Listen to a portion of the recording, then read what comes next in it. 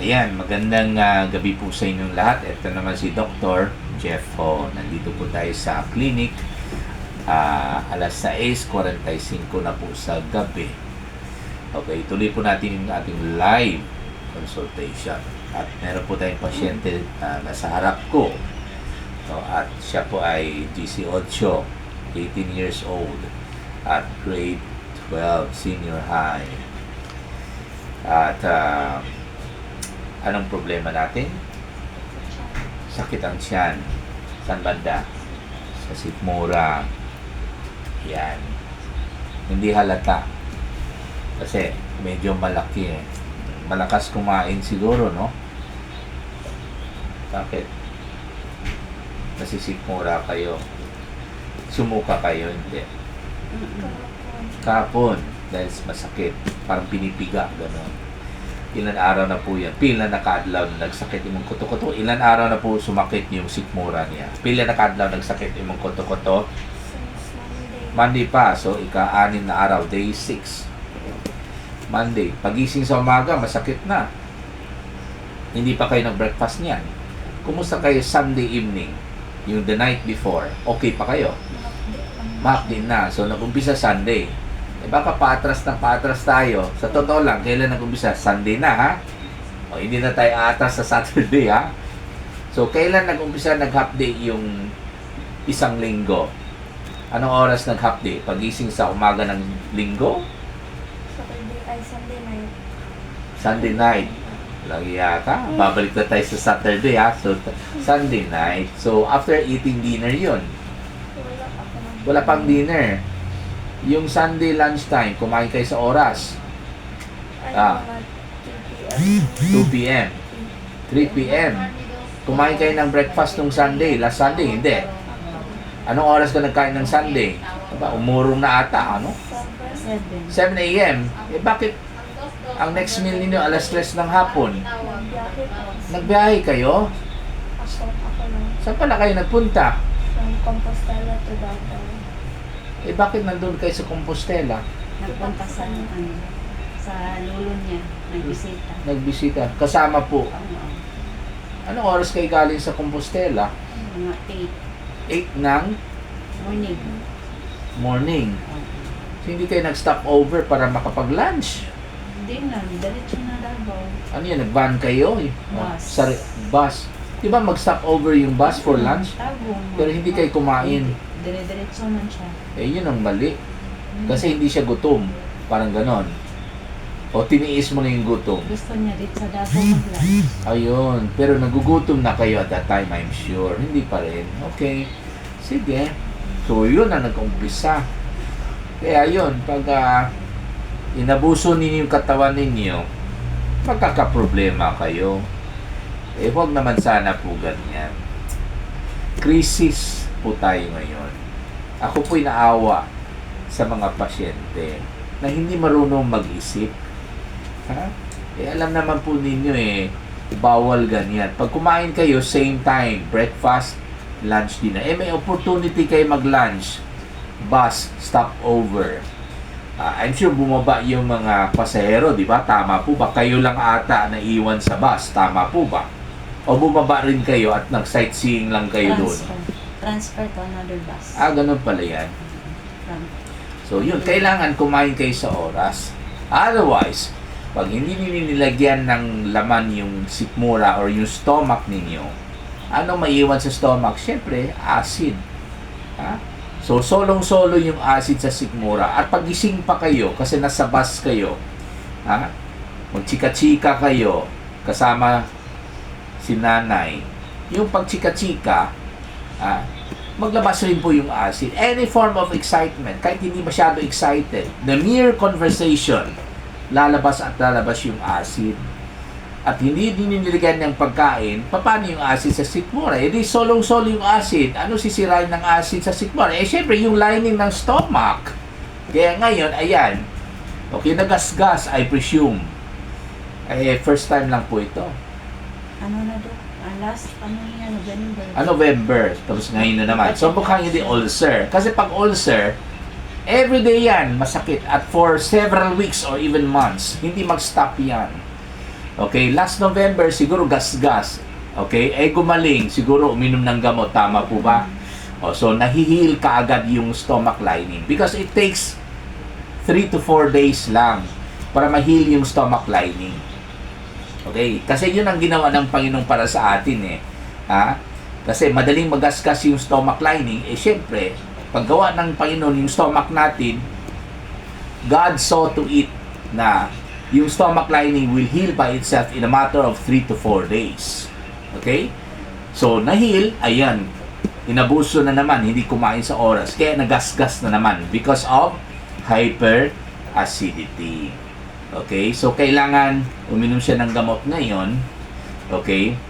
At kailangan alisin natin yung hyperacidity niya para may pagkakataon na ang stomach lining will heal by itself. Kasi mabilis mag-multiply yung cells ng stomach lining at mabilis rin maitakpan niya yung nagasgas na portion. So, madaling salita, meron po siyang acute gastritis, kumbaga superficial erosion ng stomach lining, which is different from ulcer na mas malalim yung sugat and it will take 2 months para matakpan yung sugat sa ulcer. Okay, sa gasgas lamang, acute gastritis, sabi ko nga, 3 to 4 days, gagiling na po yung sugat niya. Pero syempre, kailangan tulungan natin yung stomach niya to heal by itself. Kailangan alisin natin yung acid para may pagkakataon yung stomach lining na babalik sa normal. Ayun. So, palagi ba late kumain? At anong kinakain niya kadalasan? Ba't tumawa kayo? Noodles? Ha? Mahilig ba ito sa noodles? Pansit Canton. Siyempre, mura, di ba? At madali lang i-prepare, di ba? Actually, wala naman pong masama sa Pansit Canton. Wala naman pong masama sa noodles. Hindi po totoo na may bla bla bla bla parang ganon. Ha? Okay? Ang problema lang kasi, okay, sinisira lang yung canton at saka yung noodles kasi para mabenta yung ibang mas mahal na pagkain. Pero to tell you the truth, nakakatulong po yung Pansit Canton at saka yung noodles, okay, sa ating nourishment or nutrition at saka sa bulsa rin po natin.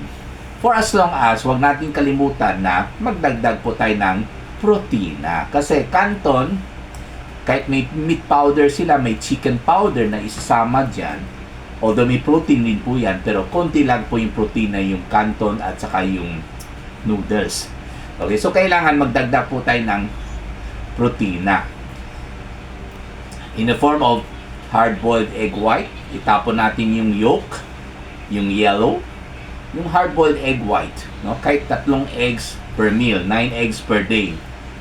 Magandang protina ang egg white. In fact, pinakamagandang protina ang egg white, no? Pwede rin fish, pwede rin chicken, pwede rin pork, pwede rin beef, no? So, huwag kayong mag-alala sa canton at saka yung noodles, yung Pansit Canton. Okay, very nutritious pa rin as far as providing carbohydrate is concerned. Anyway, sa kanyang hyperacidity, kailangan tulungan po natin yung sikmura niya. Okay, so i-control po natin yung acid production because on the first place, okay, meron na po siyang hyperacidity. Para iwala natin yung sobrang acid sa sikmura niya, uminom siya ng aluminum magnesium hydroxide tablet, 2 tablets 3 times a day for 4 days. Okay? Para itigil natin yung patuloy paglabas ng bagong acid, okay, mag-inom siya ng omeprazole, 20 mg capsule, 1 capsule 3 times a day, isa sa umaga, isa sa tanghali, 2 sa gabi. Before meals po, for around 5 days also. At dahil po, sumasakit ang sikmura niya kasi galit kasi hindi na nilagyan ng pagkain sa tamang oras, kaya nagagalit every now and then, no?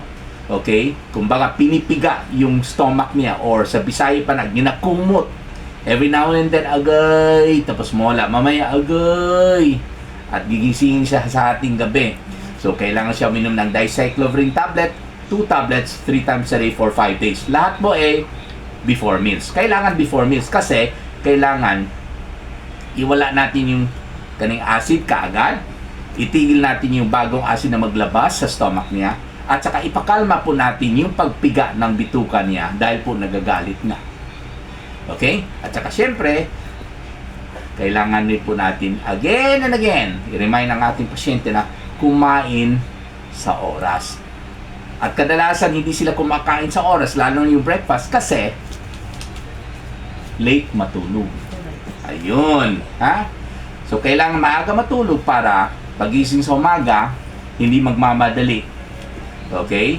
At makakain sila ng breakfast sa tamang oras at saka sa tamang quantity at saka tamang quality. Ibig sabihin, may carbohydrate, may protina. Okay? At saka iwasan natin po yung mga maasim like suka, kalamansi, sinigang, paksiw at saka kinilaw.